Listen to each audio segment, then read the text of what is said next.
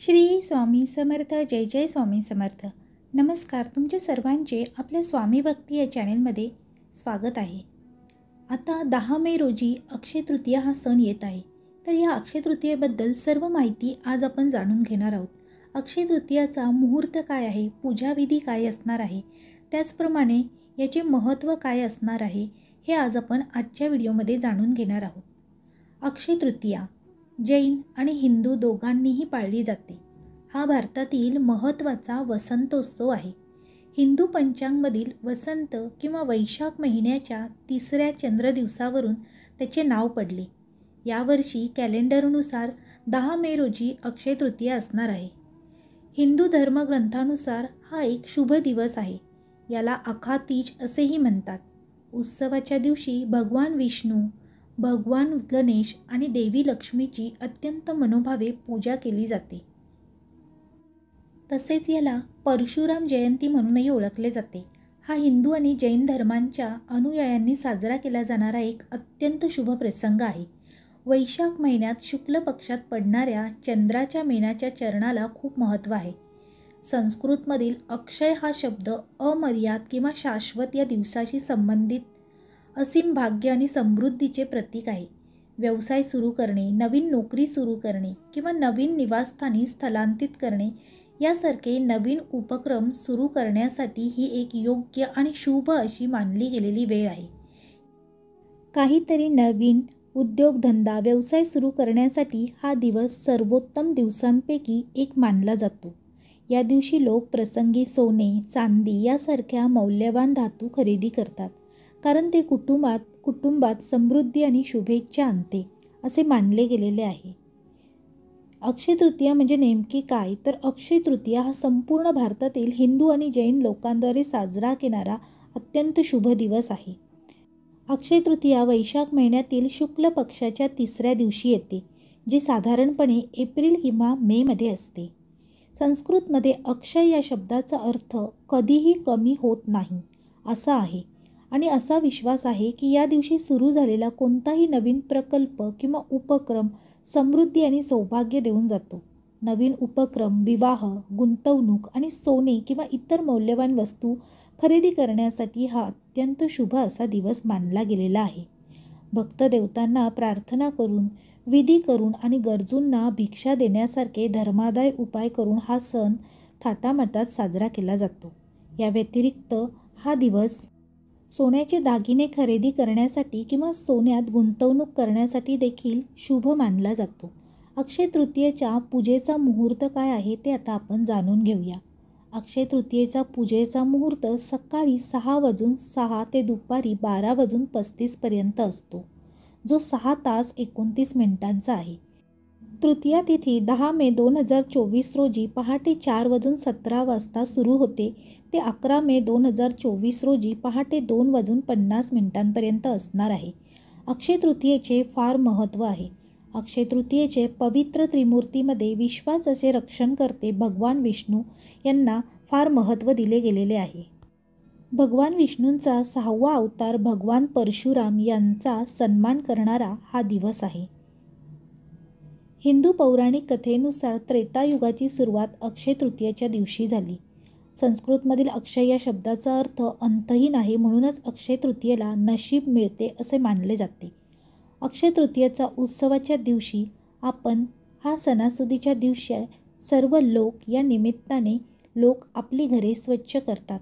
नशीब, समृद्धी आणि सर्व प्रियजनांच्या चांगल्या आरोग्यासाठी पूजा आणि यज्ञसुद्धा या दिवशी केले जाते.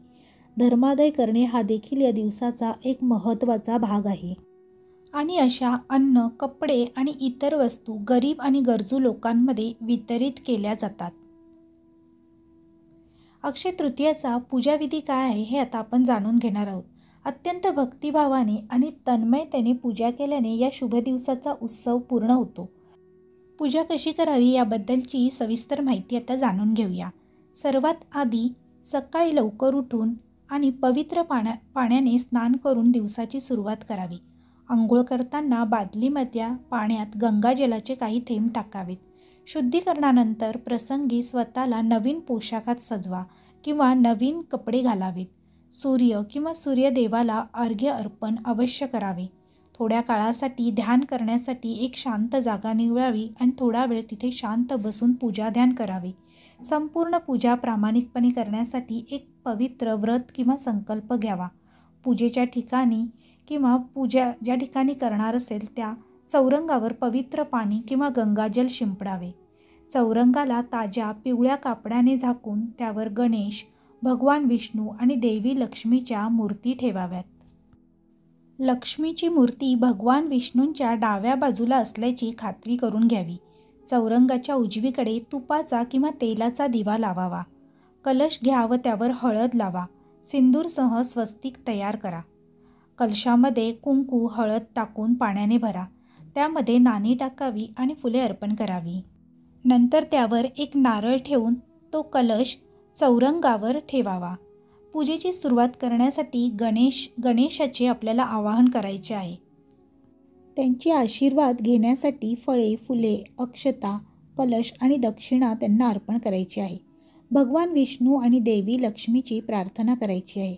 त्यांना कुंकू, हळद, अक्षता, फुले अर्पण करा. भगवान विष्णूंना जानवे अर्पण करायचे आहे आणि देवी लक्ष्मीला कुंकुमार्चन. भगवान विष्णू आणि देवी लक्ष्मीला प्रसन्न करण्यासाठी मंत्रांचे पठण करायचे आहे. त्यानंतर आपल्या घरातील नैवेद्य अर्पण करून आरती करून विधीची सांगता करा आणि सुखी आणि समृद्धी जीवनासाठी मनोभावे प्रार्थना करायची आहे. अक्षय तृतीया हा 3.5 मुहूर्तांपैकी एक मुहूर्त समजला जातो आणि ह्याचे काय महत्त्व आहे ते आता आपण जाणून घेऊयात. या दिवशी केलेल्या शुभ कार्याचे श्रेष्ठ फळ आपणास मिळते. या दिवशी देवांचे व पितरांचे पूजन केले जाते. वैशाख महिना हा भगवान विष्णूसाठी आवडता आहे, म्हणून विशेषतः भगवान विष्णू आणि लक्ष्मीची या दिवशी पूजा केली जाते. तसेच जी माणसे या दिवशी सूर्योदयाच्या वेळी उठून आंघोळ करून भगवान विष्णूंची पूजा करतात आणि कथा ऐकतात त्यांना मोक्षाची प्राप्ती होते असे मानले गेलेले आहे. विष्णूंना प्रसन्न करण्यासाठी दानसुद्धा या दिवशी केल्याने पुण्य आपल्याला मिळते. वैशाख शुक्ल पक्षातील तृतीयेच्या दिवशी गंगेत आंघोळ करणारा माणूस सगळ्या पापातून मुक्त होतो असे सुद्धा भविष्य पुराणात सांगितले गेले आहे. जे काही दान केले जाते ते अक्षय म्हणजेच न संपणारे असते, म्हणून या दिवशी दानाला सुद्धा फार महत्त्व आहे. विशेषतः मोदक दिल्याने व गूळ आणि कापुराच्या साहाय्याने जलदान केल्याने विशेष पुण्य प्राप्त होते असे म्हटले गेलेले आहे. या दिवशी केलेला उपवास, जप, ध्यान अक्षय फलदायी ठरते. एक वेळी आहार घेऊन सुद्धा तुम्ही उपवास करू शकता. या दिवशी केलेले दान देखील अक्षय होते असे भविष्य पुराणात सांगितले आहे. या दिवशी पाण्याचे मडके, पंखे, पादत्राणे म्हणजे चप्पल आणि बुटे, छत्री, जवस, गहू, तांदूळ, वस्त्र यांचे दान अवश्य करावे. ते पुण्यदायी असते, परंतु दान हे सत्पात्री असावे.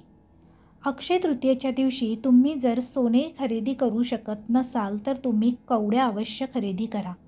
या दिवशी लाल कपड्यात 11 कवड्या बांधून पूजाच्या स्थानी आपल्या माता लक्ष्मीजवळ ठेवाव्यात आणि सकाळ संध्याकाळ माता लक्ष्मीची पूजा अवश्य करावी. माता लक्ष्मीला कवड्यांचे आकर्षण असते, कारण लक्ष्मी देवीप्रमाणेच कवड्यासुद्धा समुद्रातून जन्म घेतात. यानंतर दुसऱ्या दिवशी तुम्ही पैसे ठेवतात त्या ठिकाणी लाल कपड्यात कवड्या बांधून ठेवाव्यात.